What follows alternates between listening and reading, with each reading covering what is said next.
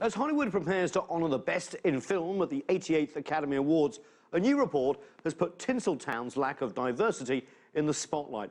The Bunch Center for African-American Studies at the University of California, Los Angeles finds women and minorities in Hollywood are underrepresented industry-wide, both in front and behind the camera. Hollywood studios haven't been casting minorities, despite surveys showing viewers prefer films and TV programs that have moderate diversity. And by the way, half a dozen studios, including Disney and Time Warner, helped pay for this report. My colleague Mei Lee recently discussed this issue with two television and film actors for CCTV's Full Frame. Being East African, my personal story is that I have a very different look. I think that people don't really know what I am or where I'm from, and they can't really put me in, you know, I've heard, like, are you African American? Are you Indian? Are you Middle Eastern? We need to put you in a box. And I've many times not told people where I'm from, necessarily casting-wise, because it shouldn't matter. I think that the best talent should always get the job. You know, have a real lack of diversity, particularly in the movie industry, from the you know, who runs the studios, yep, to you know, producers, to directors, and to actors who are getting jobs, and so by extension to the movies that are getting made. I would say it's one thing to protest, and I agree with it, and I think I'm really glad that people are speaking out as loudly as they can, mm-hmm, but I think it's also up to creators to bring the ideas. Yeah. Because we're the content providers. Well, joining us now from Los Angeles is Ana Cristina Ramon. She's the Assistant Director of the Bunch Center for African-American Studies at the University of California, LA, and the co-author of the Hollywood Diversity Report. And here with us in our Washington, D.C. studio next to me is Dan Pearson. He's the president of D4 Entertainment and recently signed with Showtime to produce a series on the Italian Mafia. And also with us from New York is Roger Ross Williams. He was the first African-American director to win an Oscar for his film Music by Prudence, which won the 2010 Academy Award for Documentary Short Subject. Thanks so much for joining us. Let's start with you, Ana Cristina, because you co-authored this report. What did it say? Yes. White men making safe choices, as one person put it? Yes, this is the third in a series of reports that examines the relationship between diversity and the bottom line. And so our report this year is titled Business as Usual, just because we found that minorities and even women continue to be woefully underrepresented in most of the major categories in terms of leads, in front of and behind the camera.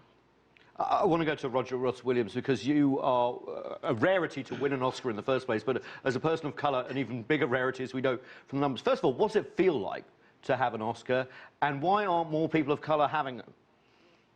Well, it feels great to have an Oscar, and I think more people of color don't have them because the gatekeepers in Hollywood, the people who make the decisions, the voters, they want to have people that look like them, that have stories that they can identify with, not stories and not people that look like me.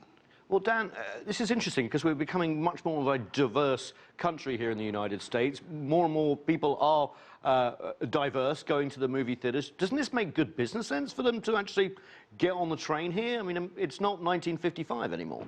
Says who? I mean, you know, I concur with him about people, they see their own thing, and that's what they relate to. I, for one, when I create something, and that is the key, I'm in a position where I hold on and I dictate what I want and what I don't want. So when I have a new show that I'm creating, it's for women, by women, of women, so it will be directed by a woman, the screenplay by women, and starring women. Have you felt racism? I mean, you're an expert on the Italian Mafia. Do they sometimes say to you, hang on a minute, what's a black guy doing? I created a show and did 22 episodes, and I create the whole thing, put it together. The show was bought before they met me. And then when I met with the network, and I walked in the door and I said, excuse us, you're in the wrong place. I said, oh, I'm Dan Pearson. Now, look, so what do you know about the Mafia? What do you know about Sanford and Son? I mean, you know, life is what it is.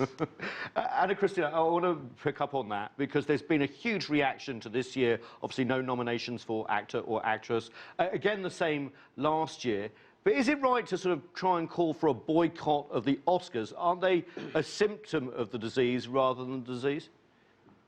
Yes, exactly. They are a symptom of the disease because they're just one part of the process that occurs in Hollywood in terms of what gets made, what gets funded, who gets cast in certain roles, and who's making the decisions. And so the Oscars, obviously, it has its own issues in terms of its Academy membership, which the Academy is trying to address as of late. But it's definitely just one part of the process. The main issue that, in terms of underrepresentation and the discrimination that occurs very early on in the process. You're right to mention the changes because it seems like they were pretty spooked by this boycott the Oscars campaign, and they pledged by 2020 to have more minorities, more women in it. Roger Ross Williams, do you think boycotting the Oscars is the right way to go, or do you try and reform it from within? You get a vote. Yes, I get a vote. I think that, you know, we should do everything we can to change the status quo. So I think that boycott is fine, and working from within. I think it's, you know, for me, it's important that as a member of the Academy that I push change, that I actually work within the system and actually force them to, like, you know, think about these things. And maybe the Academy can lead the way in this. I just want to go to Dan again. Where do you think change can come from? Within the Academy or outside of the Academy? And also, Chris Rock, a very famous black comedian, is going to be chairing the live show. What can he do to kind of put pressure on the Academy live on TV as well? Be unpredictable, which he will be, but be unpredictable. You know, it is about inclusion, not exclusion. I mean, when you include people, you don't see the disabled, but you see them every day in the street when you're walking down the street. You see the same characters, the same look. That is not who we are as a people. As American people, we are each and every one. So the pressure should be from in and out. The change should want to come from inside, because if there is a boycott, and people of color, which means not necessarily black people, but people of color, all colors get together, it hurts in the pocket, change will come about. But it won't hurt in the pocket as your... No, it will hurt the pocket. In what way do you mean? Well, if people of color took a weekend off of going to movies. I see what you're saying. Guess what will happen? Change will happen really fast. Right. Because it's somewhat like the Montgomery bus situation. When the people stopped riding the buses, it hurt the pocket, no matter how they felt. But didn't that happen in the 1950s, where Yes, African Americans in Harlem turned off their TV sets, I think, on a Saturday night to say, look, there are not enough people of color in this. I want to just go to... Excuse me, the more things change, the more they stay the same. Right. Can I bring in Anna Christina Ramon here? Because Dan had a good point, the more things change, the more they stay the same. We've seen, for example, Eddie Murphy at the Oscars. We've seen Richard Pryor at the Oscars. We even saw Neil Patrick Harris last year saying, oh, this is Hollywood's best and whitest. Oh, sorry, brightest. So it's a reoccurring theme, but things don't seem to change.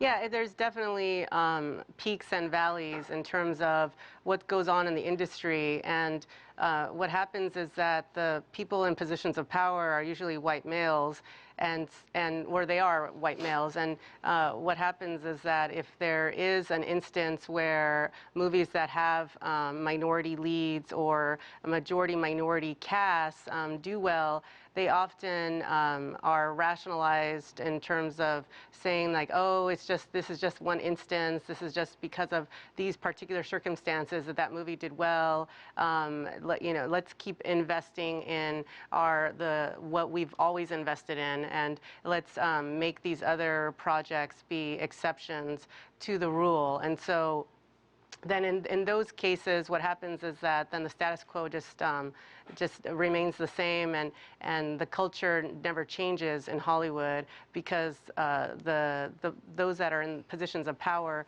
don't want to lose that power. I'm interested you talk about roles. One of our producers came up with this statistics, which I thought was all 10 performances of which black women have received Best Actress nominations involve poor and lower income characters, and half of those have been penniless mothers. Black men have been up for Best Actor Oscars only 20 times. 13 of those characters, their characters were arrested in the films. 15 were violent. Can I put this to Roger Ross Williams? It's the stereotyping too, which is very interesting here. Yeah, well, welcome to Hollywood. That's what Hollywood's all about, stereotyping. And, you know, yes, that's what they can identify with. That's the way they see black people. They're poor, they are drug dealers, and I think it's shameful that that's what we're winning awards for. You know, a lot of black actors have done amazing roles, but they don't get recognized. They get recognized for, you know, Denzel Washington gets recognized for playing a crooked cop, or, you know, so it's shameful. Dan, your thoughts on that? Well, I mean, the absent is the black hero. We are not victims. We are everyday people like anyone else. They're two-parent homes. Kids go to school. We are not all tap dancers and rappers. I'm a father. I'm a proud father. But that's not what's shown. What's shown is the broken person. When you look down at someone, you have their foot in their throat, it makes you feel better about yourself. And that's what's going on. And so, you know, as we digress and go into politics, you see some of the things that Trump says. He gets away with it, and people, and why? Because he's saying things that they want to say, and they have someone out there saying it. And so, movies... You mean dog whistling, right? The dog whistle. Yeah. The dog whistle. I mean, there are certain places I go, certain cities I go, I make sure I have a white friend with me because I need someone to say, hey, he didn't do that. It's wrong, but it is what it is. We're in America. Really interesting. Anna, I was hoping we could get through a show, by the way, without mentioning Donald Trump, but we failed.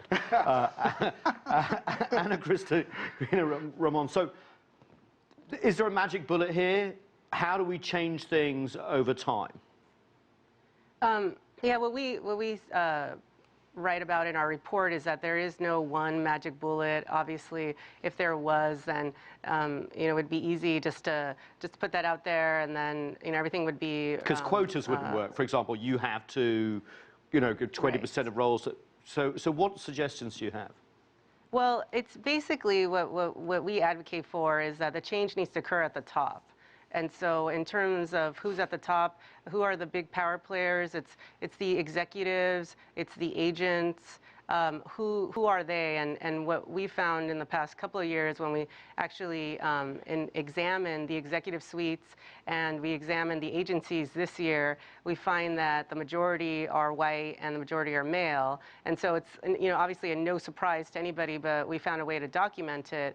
And by documenting it, we show then that there does need to be a change, because once you begin to diversify the power players, then those people, those diverse viewpoints, then can make a way into the decision making and into the green lighting that happens at the top. That is important in order to create diverse roles, to fund diverse stories, and that's what's definitely needed to occur. It has to start, and it has to be something that probably will be a bit of a dramatic change, but it has to start, you know, as soon as it can, because it might take several years to make a difference, but it needs to happen.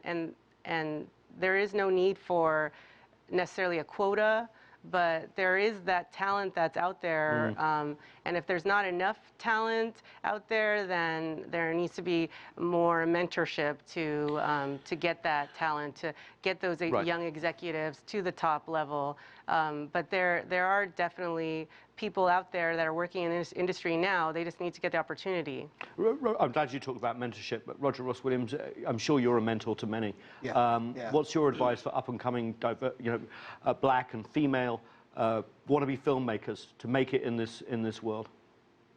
I mean, I think it really, you know, needs to start in film schools, and we need to encourage black African Americans or people of color to actually want to go into the industry. I mean, you know, for me, I mean, you know, having won an Oscar, I just won the directing award at Sundance, and I got no phone calls from any agent. I don't have agent representation.